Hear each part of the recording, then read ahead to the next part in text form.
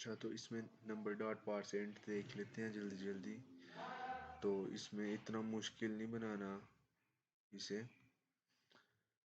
Simple way में समझते हैं। तो ये मैंने फंक्शन की आज वीडियो बनानी थी, इसलिए फंक्शन की फाइल बनाई है, लेकिन इधर ही नंबर डॉट परसेंट पहले कर देते हैं। नंबर परसेंट, पहले इसके पीछे कॉन्सेप्ट जो है ना वो समझ लेते हैं, इसकी ज़रूरत क्यों पड़ती है। तो जैसे फॉर एग्जांपल अगर मैं किसी भी स्टोर में गया हूँ ना, कोई मेडिकल स्टोर है, मेडिकल स्टोर है, तो उसके अंदर जितनी भी हैं, फॉर एग्जांपल जितनी भी हैं उसके रिलेटेड, मेडिकल के रिलेटेड सारी आइटम्स वगैरह पड़ी होंगी, सारी चीज़ें पड़ी होंगी, ऐसी बात है ना। तो पहले मेडिकल स्टोर के अंदर जाना पड़ेगा हमें, तो फिर हम मेडिकल के रिलेटेड सारी चीज़ें एक्सेस कर सकते हैं। तो इधर से कलर ब्लैक कर लेता हूँ मैं, उसके रिलेटेड सारी चीज़ें एक्सेस कर सकते हैं, ठीक है, मेडिकल स्टोर के में।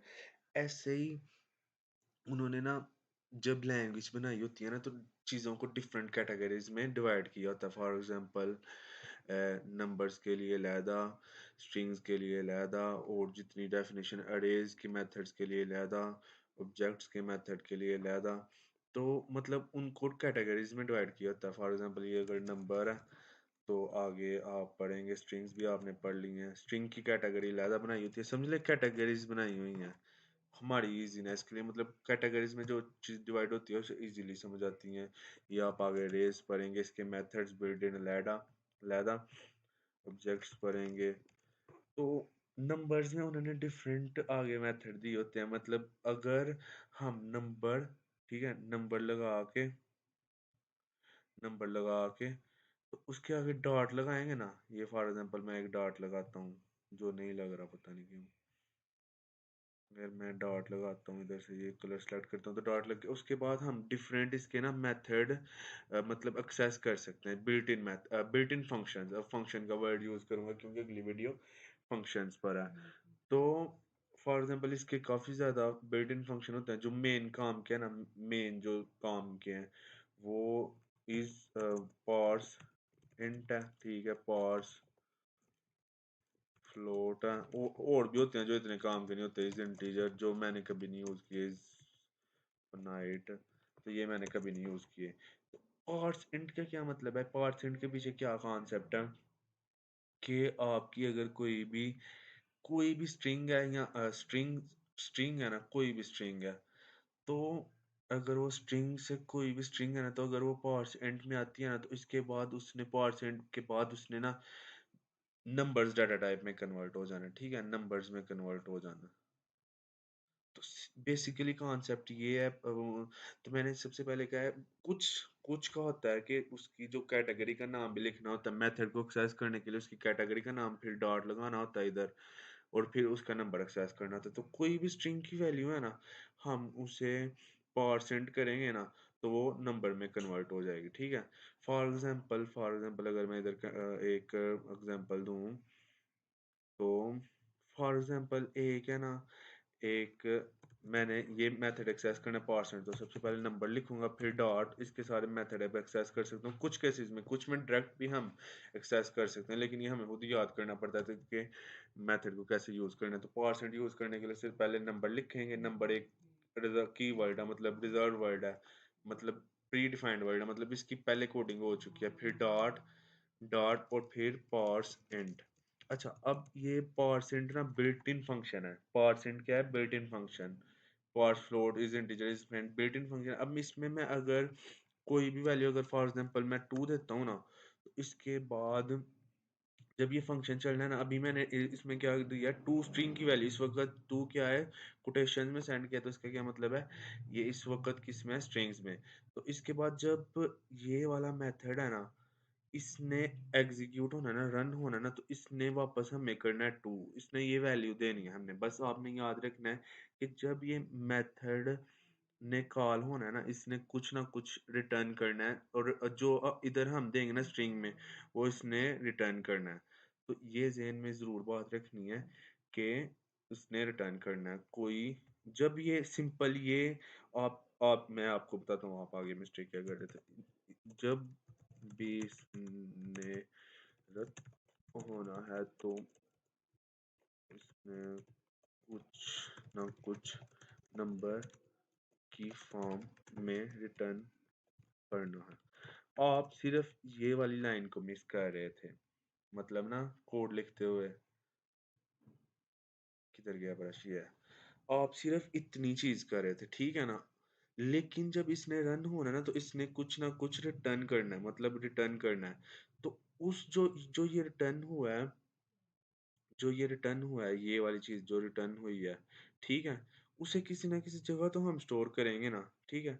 उसे किसी ना किसी जगह में स्टोर करेंगे, या तो न्यू वेरिएबल बना के स्टोर कर लेंगे, या जो पहला एग्जिस्टिंग वेरिएबल हम इधर यूज कर रहे हैं उसमें ही ओवरराइट कर लेंगे। दो कंडीशन है, या तो हम न्यू वेरिएबल बना लेंगे न्यू, या जो भी वेरिएबल है ना उसे एग्जिस्टिंग जो वेरिएबल है उसे ओवरराइट कर लेंगे। तो मैं दोनों की कंडीशन लिख देता हूँ। फॉर एग्जाम्पल मेरा पहले माइंड है, मैं वेरिएबल एक लेता हूँ यू प्रॉम्प्ट से। प्रॉम्प्ट समझ ले, इधर से आपको तो कोड आता है, इधर से यूजर से मैंने नंबर ले लिया, ठीक। अब आपको पता है प्रॉम्प्ट के थ्रू नंबर लिया है ना, तो इसने स्ट्रिंग्स में होना है। तो ए में इस वक्त क्या है, स्ट्रिंग, ठीक है। प्रॉम्प्ट के थ्रू जो भी वैल्यू आए उस वो स्ट्रिंग, प्रॉम्प्ट स्ट्रिंग में रिटर्न करता है, ठीक है, वो नंबर को। फॉर एग्जाम्पल इधर मैं अगर n1 लिख दूं, ठीक है। तो अब मैंने n1 को इधर इस मेथड के इस मेथड में भेजना है। फॉर एग्जांपल अगर मैं इधर लिखूं,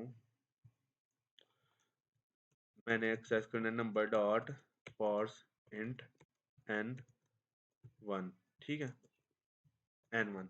तो इससे पहले n1 क्या था, इससे पहले n1 ये स्ट्रिंग था, ठीक है, एस स्ट्रिंग। लेकिन इस स्ट्रिंग को मैंने भेजा है इधर, ठीक है, ये स्ट्रिंग इधर आ गई है, ठीक है। लेकिन जब ये फुल एग्जीक्यूट होगा ना, तो यही पूरा n1 होगी वैल्यू सेम ही, वैल्यू n1 नहीं आएगी, ठीक है। लेकिन वो कन्वर्ट हो n1 नहीं आएगी, लेकिन वो कन्वर्ट किस में हो जाएगा, नंबर्स में, ठीक है।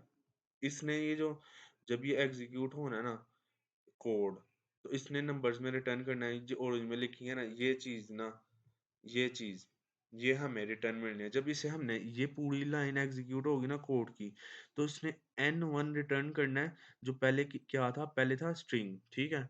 लेकिन अब उसने जब ये नंबर डॉट परसेंट का मतलब है, परसेंट का मतलब है उसे कन्वर्ट कर दो स्ट्रिंग में। तो जब ये कोड मतलब रन होगा, तो उसने किस में कर देना है, स्ट्रिंग रिटर्न करनी है। ये बस पॉइंट याद में रखने के, जब ये नंबर डॉट परसेंट एग्जीक्यूट होगा तो इसने कुछ ना कुछ वैल्यू नंबर्स में रिटर्न करनी है, उसे हमने किसी जगह स्टोर करना है। तो दो तरीके हैं, आप स्टोर किसी जगह करना है। पहले तरीका जो प्रेफर करता हूँ मैं वो ये है कि अभी तो ये कोड n1 क्या है, अभी तो वो जानता है n1 ये स्ट्रिंग है, लेकिन अब मैं उसे ओवरराइट कर रहा हूँ। आपको पता है वेरिएबल में ओवरराइट कर सकते हैं।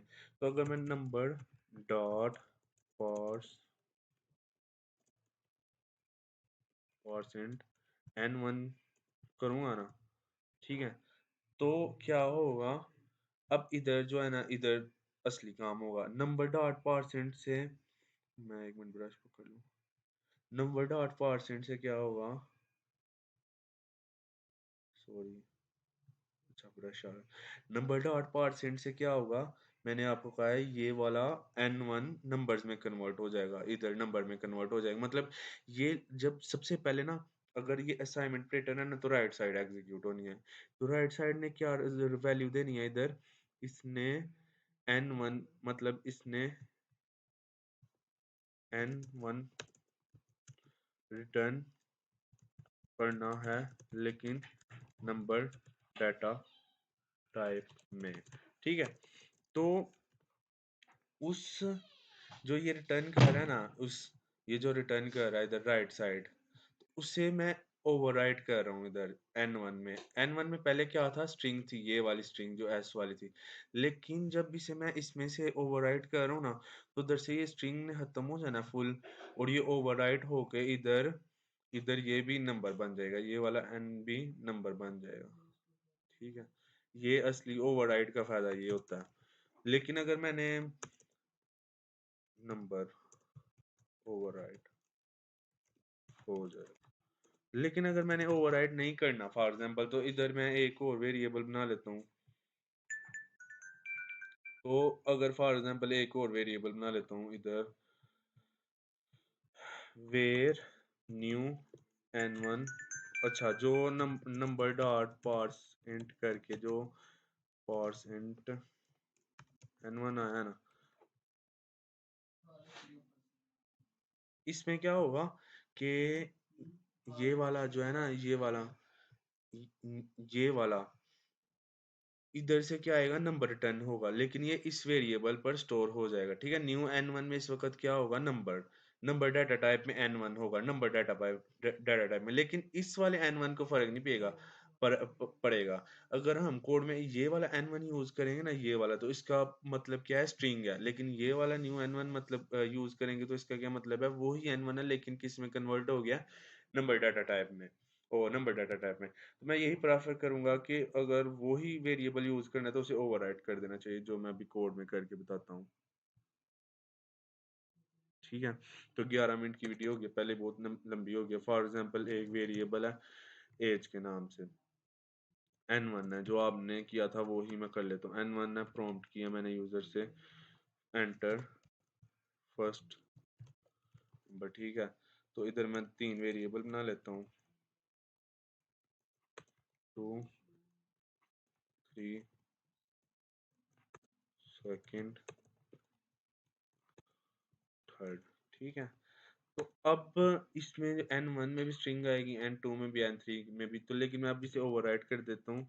सबसे पहले लिखता हूँ नंबर डॉट परसेंट। ठीक है, नंबर लिखा, ठीक है, डॉट लिखा, तो उसने सारे मेथड इसके बता दिए। जो ये वाला है ना, पर्पल वाला, ये इसके मेथड है, is N N is integer is finite, लेकिन काम का सिर्फ यही है, परसेंट। तो परसेंट करने से ना n1, ओ सॉरी, अच्छा n1, अच्छा जब ये लाइन एग्जीक्यूट होगी ना, उसने कन्वर्ट कर देना है n1 को स्ट्रिंग में, ठीक है, नंबर्स में। लेकिन अब ये एग्जीक्यूट आप सिर्फ इतना कर रहे थे, आप ये कोड कर रहे थे ऐसे, ये ये मिस्टेक हो रही थी। तो इसने कोई ना कोई नंबर रिटर्न करना है, किस फॉर्म में, नंबर डाटा टाइप फॉर्म में। तो इसने n1 रिटर्न करना है नंबर डाटा फॉर्म में, लेकिन उसे किसी जगह स्टोर भी तो करेंगे ना। अगर मैं n1 में ही उसे स्टोर कर देता हूँ तो n1 में ओवरराइट हो गई, ये वाला जो n1 है ना, अब ये स्ट्रिंग खत्म होगी, स्ट्रिंग की वैल्यू, ओवरराइट का मतलब है उसके ऊपर प्लेस कर दो, स्ट्रिंग के ऊपर नंबर n1 प्लेस कर दो। जो ये वाली वैल्यू आई है नंबर में, वो n1 में स्टोर कर दी, मतलब ओवरराइट कर दी, मतलब स्ट्रिंग में जो n1 पहले थी उसे खत्म करके उसे ओवरराइट, उसके ऊपर नंबर्स वाली वैल्यू रख दो। तो ऐसे ही n2 में भी ओवरराइट कर दो, n3 में भी ओवरराइट कर दो। ठीक है, तो इसके बाद अगर हम वेरिएबल बनाए सम का, और उसमें n1 plus n2 plus n3 रखें, ठीक है, और डॉक्यूमेंट डॉक्यूमेंट डॉट राइट में सम प्रिंट करा दें। ठीक है, शॉर्ट में। तो इधर क्या हो रहा था, n3 में पहले क्या था, स्ट्रिंग में वैल्यू रिटर्न हो रही थी, n3 में सेव करवाने का मकसद ये है कि उसमें ओवरराइट कर दो, मतलब जो इस पहले ये n3 में स्ट्रिंग थी उसमें ओवरराइट कर दो, उसको प्लेस कर दो। तो एक तो ये तरीका है, मतलब ये कोड रन हो जाएगा, सही हो जाएगा, सम हो जाएगा। अगर मैं ये ना करता तो इधर एक अलग वेरिएबल बनाता, ये भी प्रेफर यही है, आप जेन में ना यही याद रखें, लेकिन मैं आपको और भी तरीके बता देता हूँ कि और कैसे कर सकते हैं। तो एक तरीका ये था, मैं न्यू वेरिएबल बना लेता, ठीक है, न्यू मतलब लैदा वेरिएबल बना लेता।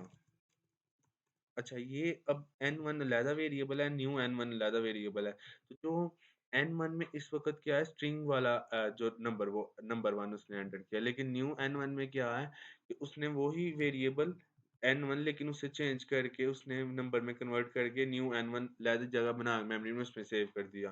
तो अब मैं n1 n2 n3 यूज करूंगा तो सम नहीं होगा, क्योंकि इस वक्त n1 n2 n3 में स्ट्रिंग है। तो इससे सम करवाने के लिए मैं वो वाले वेरिएबल यूज करूंगा जो जिसमें मैंने नंबर्स में कन्वर्ट किया हुआ है।